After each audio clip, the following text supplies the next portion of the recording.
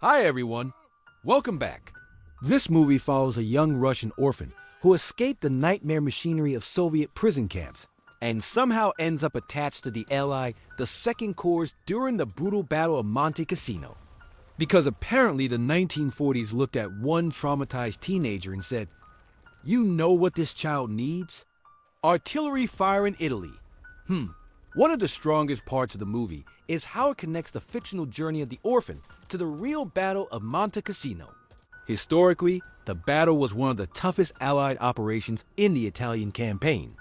Polish forces played a major role in finally capturing the monastery after repeated failed assaults by Allied troops. The film uses the orphan character to show how displaced civilians and refugees from Soviet-controlled territories ended up scattered across Europe and pulled into military units connected to Allied forces. That part actually reflects reality surprisingly well. World War II created entire populations of wandering survivors who attached themselves to armies simply because there was nowhere else to go. Civil administration had basically collapsed in many regions, and war kept moving faster than common sense.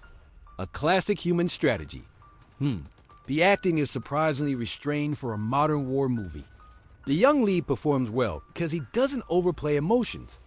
A lot of reactions are quiet, confused, or numb, which feels believable considering what the character lived through. Supporting actors also help sell the atmosphere, especially the soldiers who feel like ordinary men dragged into an endless operation they barely understand anymore. Visually, the movie looks strong without drowning itself in CGI noise.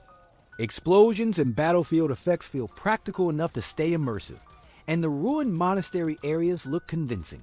Some digital backgrounds are noticeable in wider shots, but they do not completely break the experience.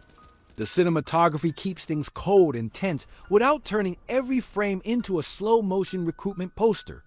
Miraculously rare behavior for modern war cinema.